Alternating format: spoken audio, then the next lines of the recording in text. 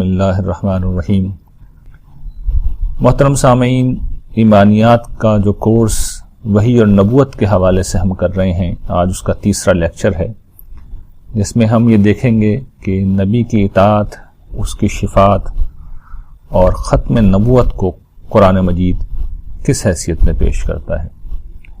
لیکن اس سے پہلے کہ میں ان موضوعات پر گفتگو کا آغاز کروں، پچھلے 2 لیکچرز کا مختصر سا جو بیان ہے میں چاہ رہا ہوں کہ خلاصہ آپ کی خدمت میں پیش کر دوں۔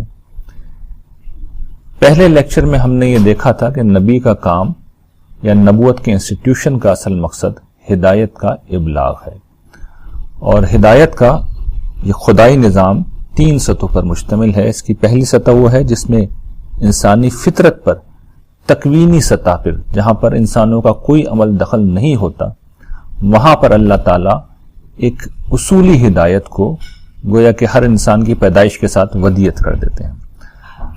دوسری سطح وہ تھی، اور بلکہ تیسری سطح بھی وہ تھی، کہ جہاں پر انسانوں کا عمل دخل ہے اور اللہ تعالیٰ اپنے نبیوں اور رسولوں کے ذریعے سے اتمام ہدایت یعنی ہدایت کی مکمل تفصیلی شرح و وضاحت کرتے ہیں، اور اتمام حجت یعنی ہدایت کے ابلاغ کے ساتھ اس بات کو بھی یقینی بناتے ہیں کہ مخاطبین کے پاس کوئی عذر نہ بچے کہ انہیں بات واضح نہیں ہوئی یا انہیں سمجھ میں نہیں آئی، تو اس چیز کو اتمام حجت کہا جاتا ہے۔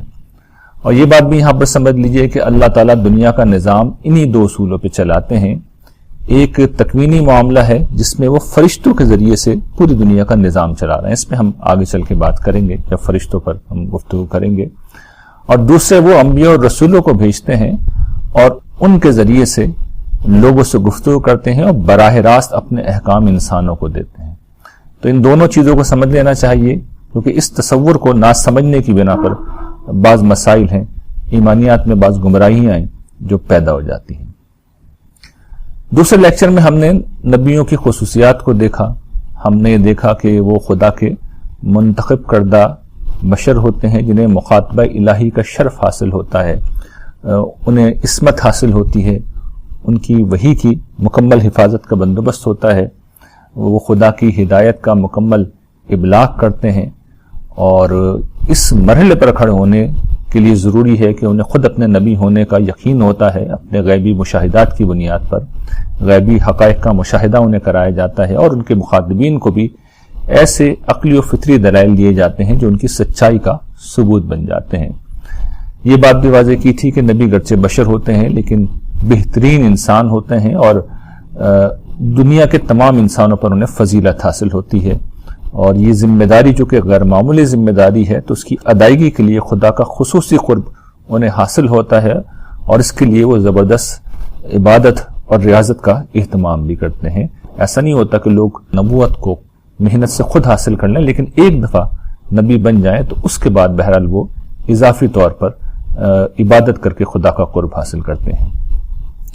آج ہم سب سے پہلے جس چیز کو سمجھیں گے وہ یہ کہ نبی کی اطاعت لازمی ہے، یعنی اس بات کو سمجھ لیجئے کہ قرآن مجید انبیاء علیہ السلام کو جس طرح پیش کرتا ہے، تو وہاں پر ان کی حیثیت یہ نہیں ہے کہ کوئی شخص آئے ایک دائی کی طرح، ایک مصلح کی طرح لوگوں کو کچھ واضح نصیحت کرے اور پھر لوٹ جائے۔ یہ فقیر کی کوئی صدا نہیں ہے، بلکہ عالم کے پروردگار کا سفیر ہے جو انسانوں کے بیچ میں آتا ہے، اور اس کے بعد انسانوں پر یہ لازمی ہو جاتا ہے کہ وہ اس کی بات مانیں، اور نہیں مانیں گے تو پھر ان کی زبردست گرفت ہوگی۔ ہر نبی قرآن مجید میں آپ دیکھ لیجئے کہ جب وہ اپنی دعوت دیتا ہے تو وہ یہی کہتا ہے کہ فاتقوا اللہ واطیعون، اللہ سے ڈرو اور میری اطاعت کرو۔ قرآن مجید کے چند بیانات میں اس حوالے سے آپ کے سامنے رکھوں گا۔ اللہ تعالیٰ سورہ نساء میں ارشاد فرماتے ہیں، ہم نے جو رسول بھی بھیجا ہے اس لیے بھیجا ہے کہ اللہ کے حکم سے اس کی اطاعت کی جائے۔ یہ بات قرآن مجید بالکل واضح کر رہا ہے کہ رسول آتے ہی اسی لیے ہیں کہ وہ اللہ کا پیغام پہنچائیں، اور جب اللہ کا پیغام وہ پہنچا رہے ہیں تو پھر لازمی ہے کہ اس حکم کو مانا جائے۔ کیوں؟ دوسری آیت آپ کے سامنے، جو رسول کی اطاعت کرتا ہے اس نے در حقیقت خدا کی اطاعت کی ہے۔ یعنی جب آپ نے، میں نے، انسانوں نے اللہ کے رسول کی اطاعت کی تو یہ کسی انسان کی اطاعت نہیں ہے، بلکہ در حقیقت یہ اللہ تعالیٰ کی اپنی اطاعت ہے۔ اور پھر قرآن مجید اس درجے میں گیا ہے، سورہ نساء میں اللہ تعالیٰ نے کھولا ہے اس بات کو کہ آپ سمجھیے کہ دل تک میں انسان کو اس معاملے میں تنگی پیدا نہیں کر سکتا. ارشاد باری تعالیٰ ہے تیرے پروردگار کی قسم یہ لوگ مومن نہیں ہو سکتے جب تک اپنے اختلافات میں تمہیں کو حکم نہ مانے اور جو فیصلہ تم کر دو اپنے دلوں میں تنگی محسوس کیے بغیر اس کے آگے سر نہ جھکا دیں. یعنی ایمان ہونے کی شرط ہے کہ جب بھی ہمارے درمیان کوئی اختلاف ہو تو جب اللہ کی بات آ جائے جو گویا کہ رسول اللہ صلی اللہ علیہ وسلم کی ہی بات ہی ہوتی ہے. یعنی بات کس کی سامنے آئے گی؟ اس دنیا میں اللہ تعالیٰ تو نہ میرے اوپر وہی بھیجتے ہیں، نہ آپ پہ بھیجتے ہیں، نہ کسی اور انسان پہ بھیجتے ہیں، وہ نبی اور رسول پہ بھیجتے ہیں اور رسول اللہ صلی اللہ علیہ وسلم پہ بھیجیے. تو جب رسول اللہ صلی اللہ علیہ وسلم کی بات سامنے آئے گی، چاہے وہ قرآن مجید کی شکل میں ہو چاہے آپ کی سنت کی شکل میں ہو، تو اپنے دلوں میں تنگی محسوس کیے بغیر ہمیں اپنا سر اس کے آگے جھکانا ہوگا. یہ تصور بالکل واضح رہنا چاہیے. اچھا، ایک اور چیز ہے جس کی وضاحت میں سمجھتا ہوں کہ بہت ضروری ہے، کیونکہ ہمارے ہاں یہ بڑا ہی ایک متنازع مسئلہ رہا ہے.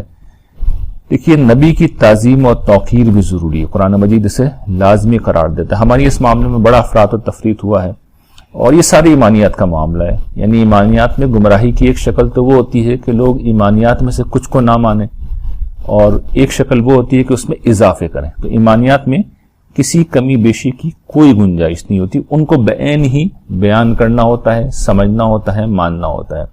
یہ کورس کرانے کا مقصد ہی ہے. یہ ایمانیات کا کورس کرانے کا مجھے مسلمانوں کے بیچ میں یہ کورس کرانے کا مقصد کیا ہے؟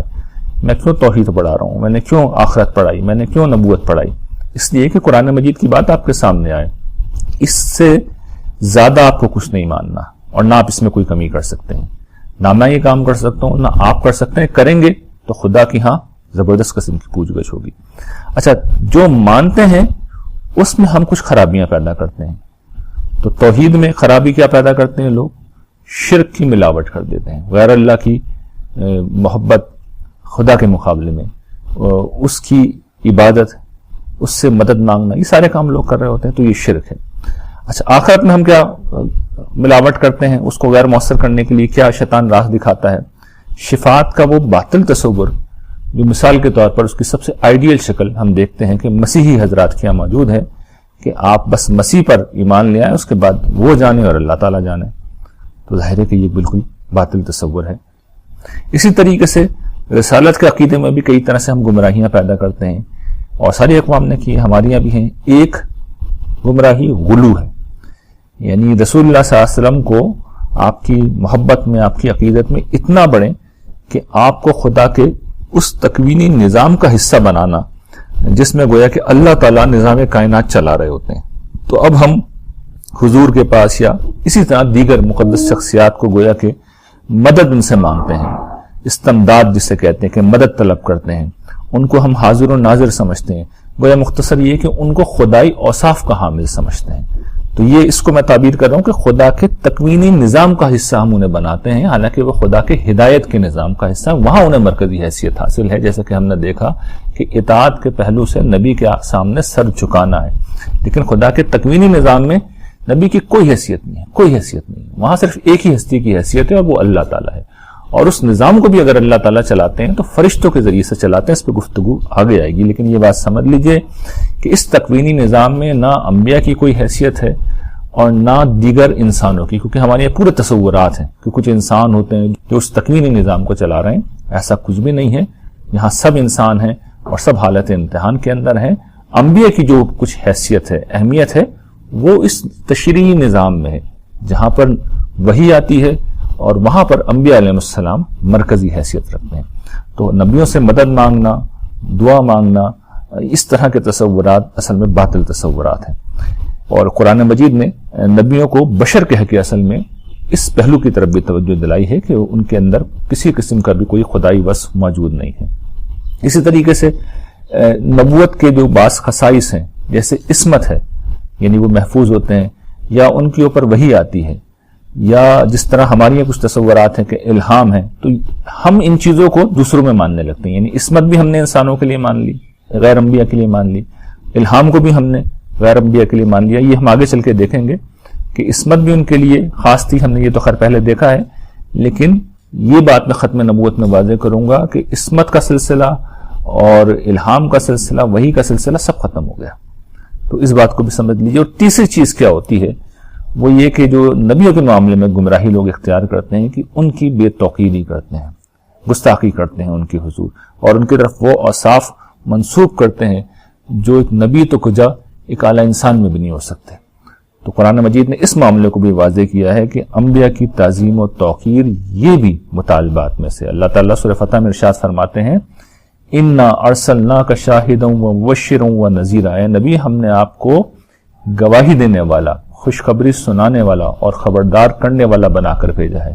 اور اس کے بعد ہماری کیا ذمہ داری ہے؟ لِتُؤْمِنُوا بِاللَّهِ وَرَسُولِهِ، کہ ہم لوگ اللہ پر، اس کے رسول پر ایمان لائیں، وَتُعَزِّرُوهُ وَتُوَقِّرُوهُ وَتُسَبِّحُوهُ بُكْرَةً وَأَصِيلًا، یعنی اس کے بعد ہماری کیا ذمہ داری ہے؟ ہم رسول اللہ صلی اللہ علیہ وسلم کا ساتھ دیں اور ان کی تعظیم و توقیر کریں۔ یعنی اصل میں تو صحابہ کرام سے یہ بات کہی گئی تھی کیونکہ اس وقت وہاں موجود تھے، لیکن ہمارے لیے نصرت دین گویا کہ خدا کے دین کی مدد، رسول اللہ صلی اللہ علیہ وسلم کی مدد، یہ گویا کہ دینی ایک مطالبہ ہے، اور ساتھ میں ان کی تعظیم و توقیر کریں اور پھر اللہ کی صبح و شام پاکی بیان کریں۔ تو یہ جو اس میں بات کہی گئی ہے کہ رسول اللہ صلی اللہ علیہ وسلم کی تعظیم و توقیر کی جائے، اس کو قرآن مجید دیگر مقامات پر کھولتا ہے۔ سورہ حجرات میں واضح کیا گیا ہے، اس صورت کا موضوع یہی ہے کہ ہم اپنی آواز بھی، یعنی صحابہ کرام سے یہ بات کہی گئی تھی جو لوگ اس زمانے میں ایمان لا رہے تھے، کہ اپنی آواز بھی رسول اللہ صلی اللہ علیہ وسلم کے سامنے بلند نہیں کر سکتے، یہ آپ کا مقام ہے، اور اپنی رائے بھی آگے بڑھ کے ان کے سامنے پیش نہیں کر سکتے۔ تو یہ ادب و توقیر بھی کرنا چاہیے اور آج کے دن تک ہونا چاہیے۔ اس بات کی وضاحت بھی اس لیے کرنی ضروری ہے کہ ہمارے یہاں جس طرح ایک طرف بہت غلو ہو جاتا ہے محبت میں اور ادب میں، دوسری طرف حال یہ کہ لوگ یہ کہتے ہیں کہ نبی کی بس اتنی عزت ہونی چاہیے جتنی بڑے بھائی کی ہے۔ نبی سارے انسانوں کے اوپر فضیلت رکھتا ہے، اللہ کا محبوب ہوتا ہے، اس کا غیر معمولی بندہ ہوتا ہے، اس پہ وحی اتر رہی ہے، تو کہاں وہ اور کہاں بڑا بھائی؟ تو اس فرق کو بھی ہمیں ملحوظ رکھنا چاہیے۔ اچھا، اس کے بعد ایک بہت اہم ٹاپک ہے جس پہ اب میں بات کر رہا ہوں اور ہماری یہاں بڑی غلط فہمیاں اس حوالے سے پائی جاتی ہیں، وہ نبی کی شفاعت کا تصور ہے۔ میں نے یہاں پہ جو عنوان باندھا ہے وہ نبی کی شہادت اور شفاعت۔ اس کی وجہ یہ ہے کہ قرآن مجید نبی کی شفاعت کے ہر تصور سے خالی ہے، بالکل خالی ہے۔ یعنی بالواسطہ طور پہ تو لوگ آیات سے استنباط کرتے ہیں، لیکن قرآن مجید نے الفاظ میں اس کو کہیں براہ راست بیان نہیں کیا۔ جس چیز کو بیان کیا ہے وہ نبی کی شہادت ہے، اور یہ قرآن مجید کا ایک پامال موضوع ہے۔ یعنی پامال موضوع کا مطلب یہ ہے کہ بار بار قرآن مجید نے اس کو بیان کیا ہے کہ انبیاء علیہ السلام قیامت کے دن شہادت دیں گے۔ تو میں پہلے تو روایتی تصور بیان کر دیتا ہوں، میں اس پر کوئی تبصرہ نہیں کروں گا۔ روایتی تصور یہ ہے کہ ہمارے ہاں لوگ سمجھتے ہیں کہ قیامت کے دن جب سب لوگ پکڑے جائیں گے روز حشر میں، تو پھر رسول اللہ صلی اللہ علیہ وسلم کی شفاعت پر لوگوں کو چھوڑ دیا جائے گا، یا دیگر لوگوں کی شفاعت پر لوگوں کو چھوڑ دیا جائے گا۔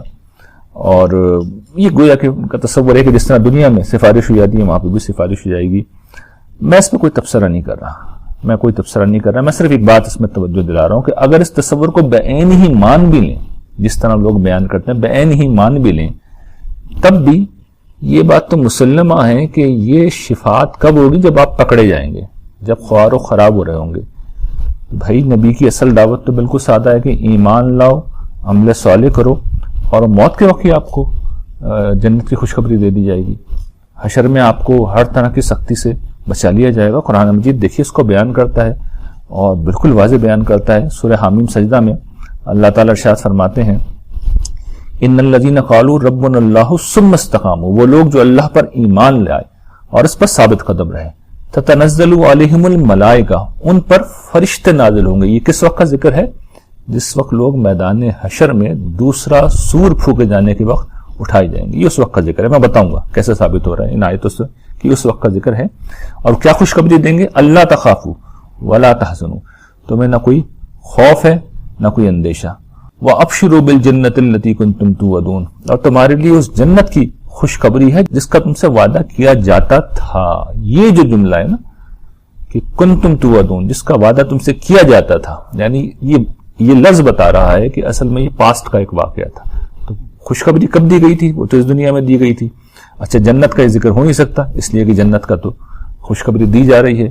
تو خوشخبری اگر دنیا میں دی گئی ہے، جنت میں جانے کے بعد جنت کی خوشخبری دی نہیں جا سکتی، تو اب ایک ہی موقع بچ جاتا ہے اور وہ میدان حشر کا ہے۔ تو جس وقت اہل ایمان اٹھیں گے اس وقت فرشتے ان کے پاس آئیں گے، جس طرح میں نے اپنی کتاب جب زندگی شروع ہوگی میں بیان کی ہے کہ جس وقت وہ مرکزی کردار اٹھتا ہے تو فرشتہ اس کے ساتھ ہوتا ہے اور اسے خدا کی رحمتوں کے سائے میں لے جاتا ہے. تو یہ اس موقع کا ذکر ہے کہ ادھر آپ بیدار ہوں گے اور سب لوگ پریشانی میں ہوں گے اور صالحین کے پاس فوراً فرشتے آئیں گے اور اپنے ساتھ لے کے انہیں خدا کی رحمت میں چلے جائیں گے. اور پھر کیا کہیں گے؟ نحن اولیاؤکم فی الحیات الدنیا وفی الآخرہ. دنیا کی زندگی میں بھی ہم تمہارے مددگار تھے اور آخرت میں بھی ہم تمہارے مددگار ہیں. یعنی دنیا میں بھی اہل ایمان کو فرشتے نظر تو نہیں آتے، لیکن زندگی کے سرد و گرم میں جب قدم ڈگمگانے لگتے ہیں تو آپ نے دیکھا ہوگا کہ دل کو بعض اوقات خود بخود ڈھارس بن جاتی ہے، حوصلہ مل جاتا ہے. تو یہ فرشتے ہیں جو اترتے ہیں، صالحین کے اوپر فرشتے اترتے ہیں، نظر نہیں آتے، محسوس نہیں ہوتے، لیکن دل میں کیفیت ہے جو طاری ہوتی ہے اور ہر مومن اس سے گزرتا ہے، ہر مومن اس سے گزرتا ہے. تو یہ جو مدد ہے اسی کو گویا کہ انہوں نے یہاں پہ بیان کیا ہے کہ ہم تمہارے ساتھ تھے اور آخرت میں بھی اس وقت بھی تمہارے ساتھ ہیں. وَلَكُمْ فِيهَا مَا تَشْتَهِي أَنفُسُكُمْ وَلَكُمْ فِيهَا مَا تَدَّعُونَ. اور تمہارا جو دل چاہے گا اور جو تم مانگو گے سب تمہیں مل جائے گا. تو یہ کتنی بڑی چیز ہے جو اس موقع پہ اوپر اہل ایمان کو ملے گی. تو اہل ایمان تو ادھر حشر کے میدان میں بیدار ہوں گے اور خدا کی رحمت کے سائے میں چلے جائیں گے. اب صورتحال کیا ہے کہ حشر کا دن ہے، وہاں پر لوگ کھڑے ہوئے ہیں اور وہ کون لوگ ہیں؟ یہ بات سمجھ لیے کہ وہ اب نیکوکار تو نہیں ہیں، وہ صالحین بھی نہیں ہیں، وہ یا تو کفار ہیں جنہوں نے نبیوں کا انکار کر دیا، یا وہ لوگ ہیں جنہوں نے نبیوں کی دعوت کو مانا لیکن اب عمل کے معاملے میں ان سے بڑی کوتاہی ہوئی ہے اور اچھے برے عمل ان کے جمع ہیں. اب برے عمل ان کے چھوٹے بھی ہو سکتے ہیں، بڑے بھی ہو سکتے ہیں، اور ان پہ انہوں نے توبہ بھی نہیں کی. یعنی یہ تو ہوتا ہے کہ بہت سے چھوٹے چھوٹے اعمال کو اللہ تعالیٰ یہی معاف کرتے رہتے ہیں، لیکن بعض اعمال ایسے ہوتے ہیں کہ لوگ کرتے ہیں توبہ نہیں کرتے. تو اب وہ سب لوگ وہاں پہ روک دیے جائیں گے.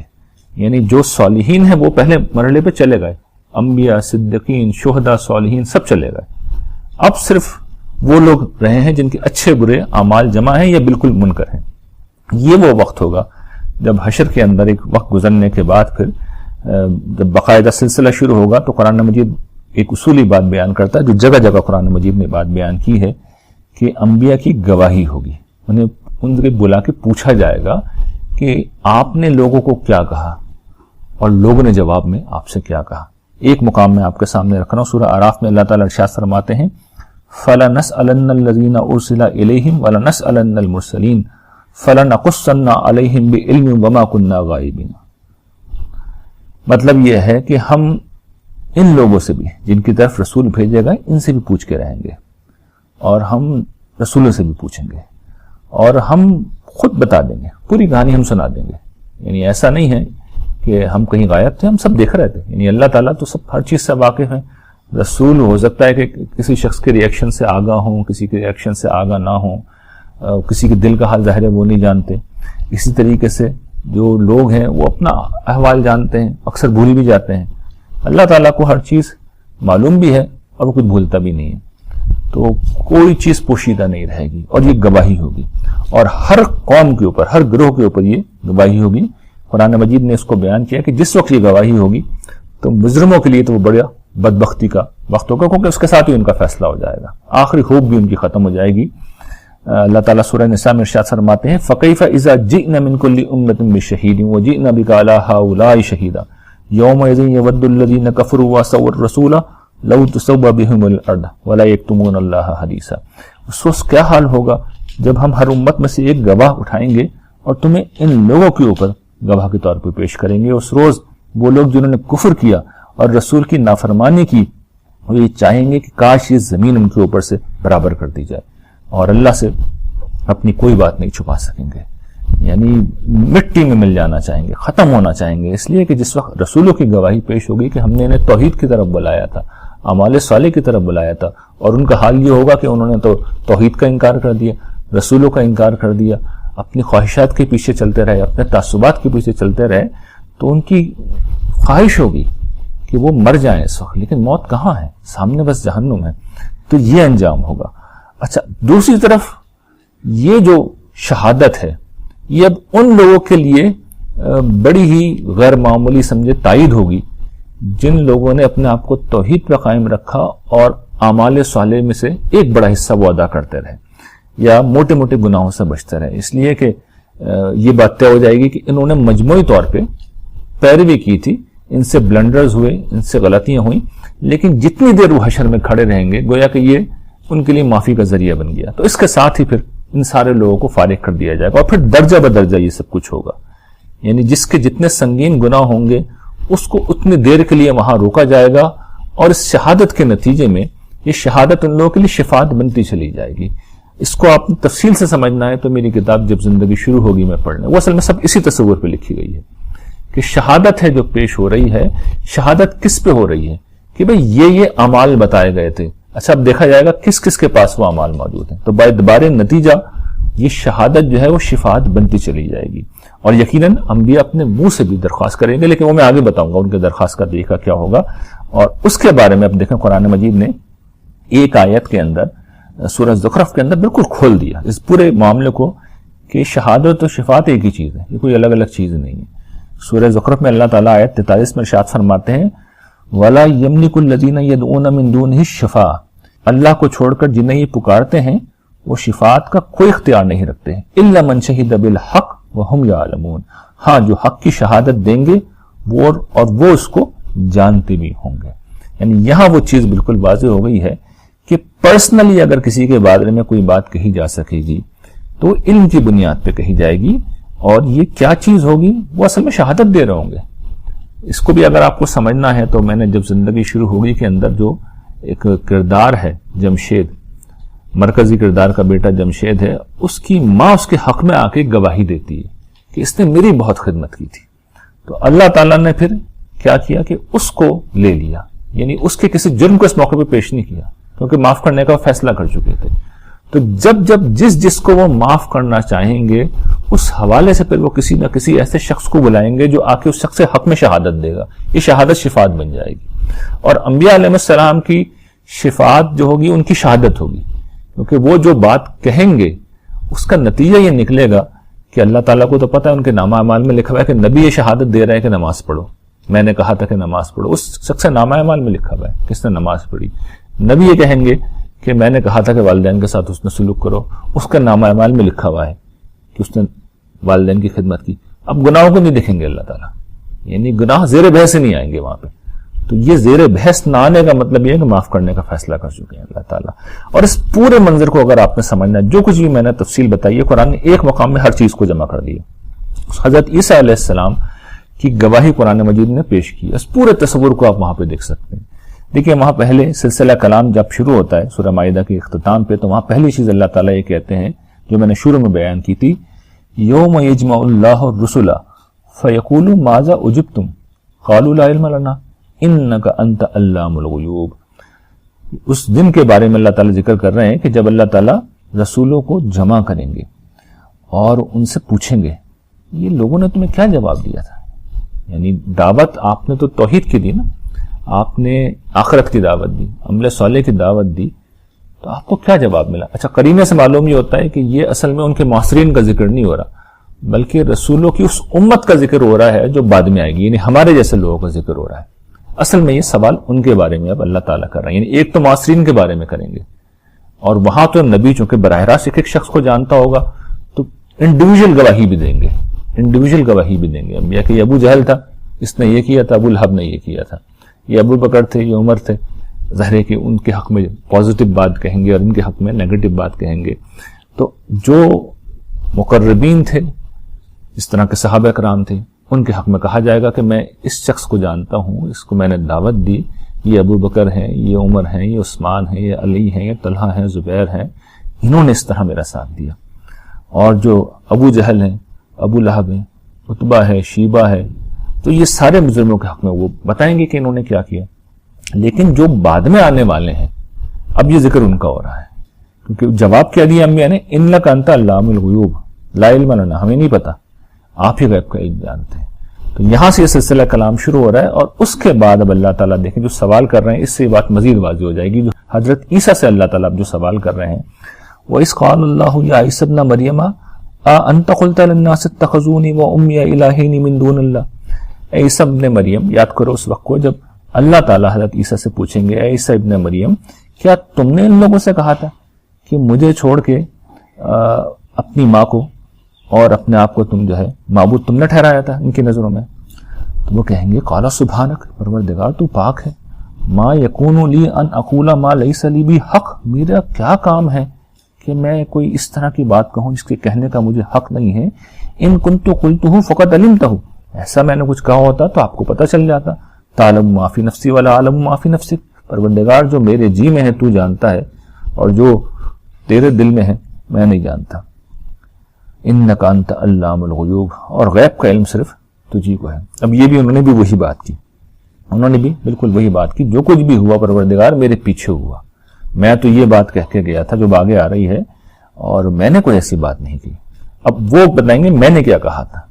فرمائیں گے ما قلت لهم الا ما امرتنی به ان اعبدوا اللہ ربی وربکم وکنت علیہم شہیدا ما دمت فیہم فلما توفیتنی کنت انت الرقیب علیہم وانت علی کل شیء شہید.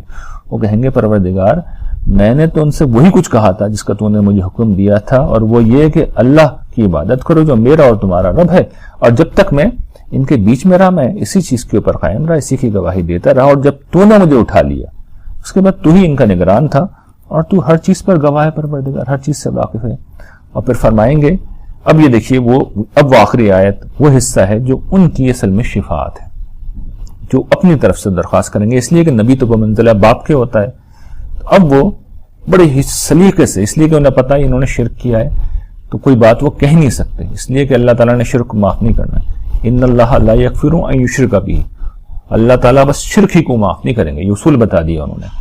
تو اب انہیں پتا ہے کہ معافی کا قانون کی سطح پہ تو کوئی امکان نہیں ہے، تو اب وہ بڑے سلیقے سے اپنی بات رکھیں گے، اس لیے کہ بات تو انہیں کرنی ہے، ان کی امتی ہیں، محبت بھی ہے، خیرخواہی بھی ہے، تو موقع ملا ہے گواہی دینے کا. تو اب انہوں نے آخر میں شفاعت کی ہے، لیکن کتنے سلیقے سے کی ہے.